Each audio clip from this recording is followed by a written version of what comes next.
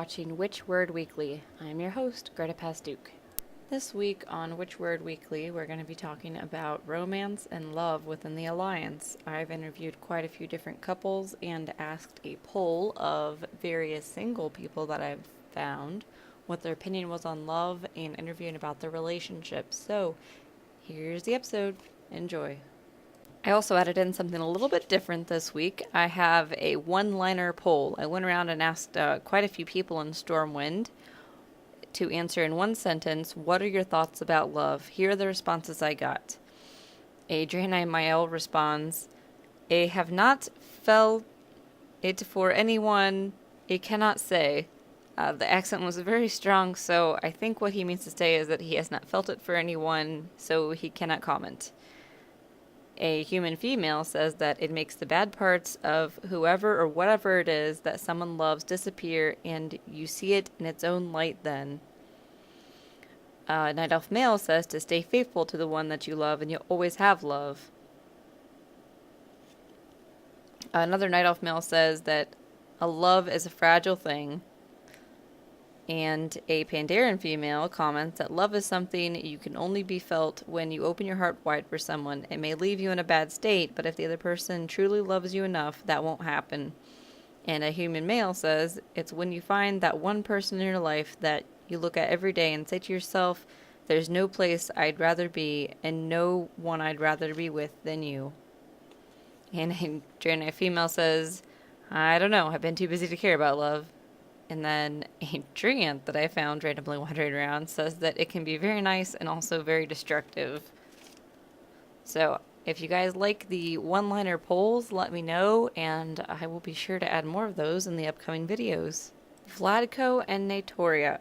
They were a couple of Draenei, Vladko being the male, Natoria being the female. Vladko was very respectful, gentlemanly, humble, stoic, and chivalrous. Natoria was a perfect lady. She was cheerful, compassionate, and playful, a vision of beauty from her sparkling eyeshadow to her crystal armor. They say that a typical night for Vladka and Natoria usually consists of relaxing after a hard day's work. They've been together for 6 years, and Vladka says when he first saw Natoria, he saw how the light burned in her heart. He was not focused on finding love until he came to Azeroth. As a Vindicator, it was his duty to be prepared in the Army of the Light, and the day Natoria showed up in Shattrath, he knew that she was different. She made him think and truly understand the light. She taught him compassion in all walks. While Natoria stared blissfully at Vladko while he shared his thoughts, she replied and simply said, well, he's a hunk, in her Draenei accent and a little chuckle. She says that when they met, he seemed like a beacon of hope in a very dark place in her life. He had given her his all and helped her through her troubles.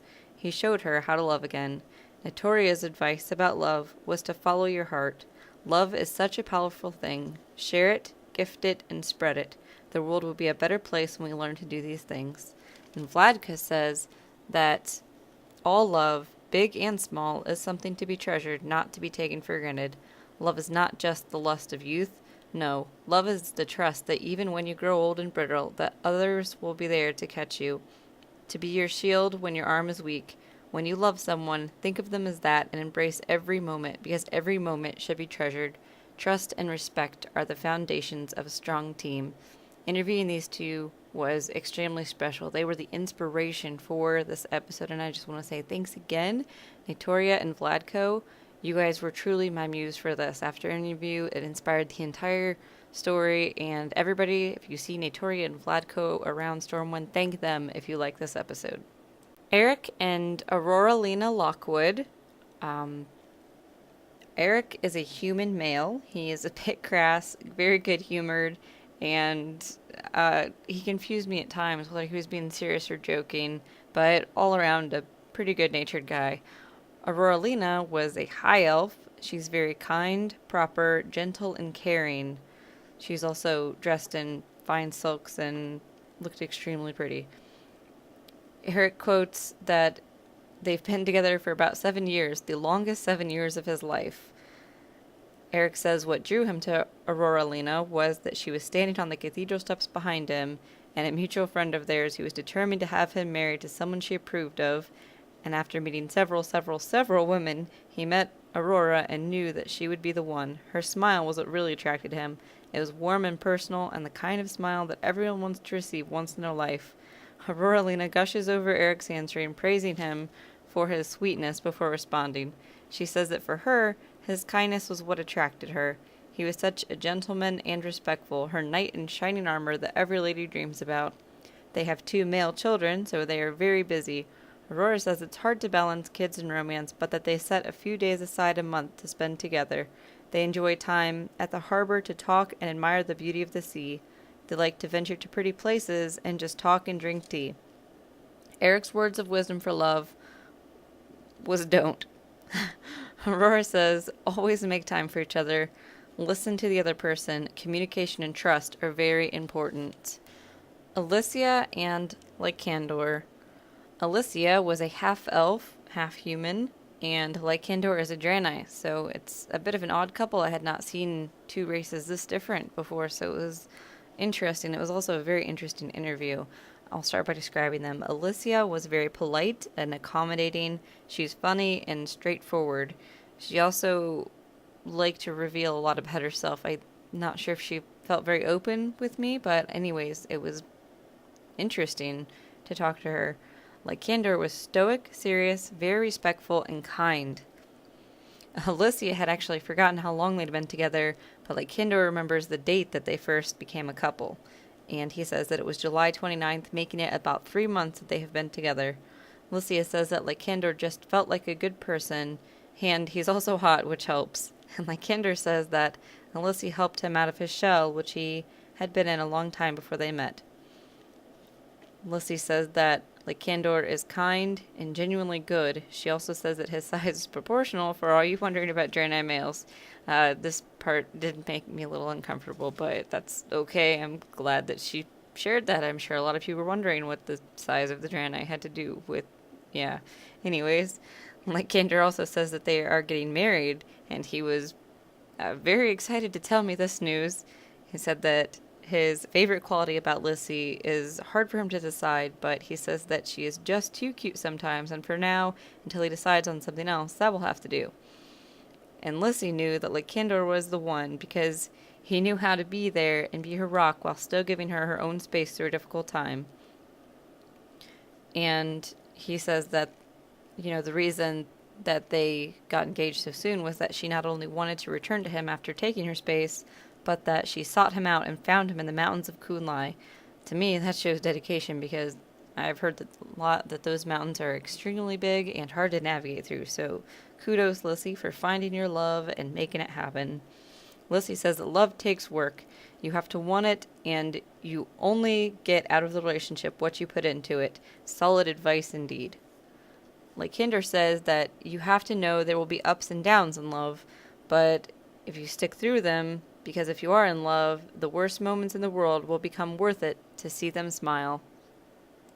Alliston Groveton and House Rask's-Mel will be hosting a ball October 27th at the Heroes Rest in Dalaran. The time is to be announced, so be watching hopefully for next Wednesday. I'll know the time for that, and I will advertise again. There will be food, games, prizes, and dancing. Be sure to come in costume, and if you would like more information, contact Alistine, Baron, or Viranosi. The Order of Goldrin is hosting a carnival this Saturday, October 19th at 7 p.m. Food, entertainment, games, prizes, and a costume contest with reward awaits you at the Stormwind Cemetery. First place for the costume contest is 15,000 gold. Second place is a Swift Spring Strider, and third place is a captured flame pet. The Way of the Tushui are hosting 2 separate events every single week. On Saturday at 5 p.m., behind the cathedral, they're hosting a story circle, where you can come and share your thoughts and stories and listen to other people's from all walks of life. Every Friday night, they host a sparring ring that is held at the Druid Trainer in Stormwind at 5 p.m. Northfall Protectorate is hosting a social event Saturday, October 26th from 5 to 8 p.m. All are welcome. A group of town criers will escort you to the ball from all major alliance cities. The location is not revealed. Costume contest, fireworks show, dancing, food, and refreshments will be served. It sounds like a good time for all. Head on over there. 5 to 8 p.m. Be in one of the capital cities so that you can be escorted to this event by one of the town criers. The Embassy Accord is hosting 13 days of Hallows End events. Friday, October 18th at 5 p.m. There is a murder mystery. The location is to be announced. Saturday, October 19th at 5 p.m. The 4th Annual Hallows End Ball at Cair Darrow in the Western Plaguelands is being held. There is a costume contest. 3,000 gold to the winner, 2,000 gold to second place, and 1,000 gold to third place. 2,000 gold for the best couple costume. Sunday, October 20th, 5 p.m. Zombie Tag at Raven Hill and Duskwood. Monday, October 21st, 5 p.m. There is a ghost walk, and it will be held between the bridge to Duskwood and Westfall. Tuesday, October 22nd, Haunted Karazhan runs at 5 p.m. Wednesday, October 23rd at 5 p.m. There's a ghost hunt. The location is to be announced. Thursday, October 24th, 5 p.m. A scavenger hunt, Raven Hill and Duskwood. October 25th, 5 p.m. Pumpkin carving contest at the Wollerton Steed and Stormwind. That's the pumpkin farm. For all of you that didn't know, I had to look it up too. So anyways, just save yourself the trouble, and it's at the pumpkin farm. Saturday, October 26th, 5 p.m. A story circle with a location to be announced. I believe this also goes along with the Way of the Tushui. I think this might be their thing hosted, so I'll just have more information about everything that's to be announced next Wednesday for you guys so that everything's a little more concrete. Sunday, October 27th, 4 p.m. Freaky Fortunes, Raven Hill and Duskwood. Monday, October 28th, 5 p.m. Another ghost walk on the bridge between Duskwood and Westfall, so if you missed the first one, get on this one. I'm sure it's going to be loads of fun, lots of ghosts and spooky stuff going on. Tuesday, October 29th, Spooky Pet Battles, 5 p.m. The location is to be announced. Wednesday, October 30th, there's a banquet at 5 p.m. Location is to be announced. Thursday, October 31st, 7 p.m. There's the annual Pumpkin March hosted by the White Sigil in Darkshire, Duskwood. So, if you guys are interested in any of those events, please follow up, watch my episode next week. I'm going to try to have more information. I'll talk to the people so you guys don't have to. You can sit back, relax, and watch my show. Gretta Pastukh, signing off.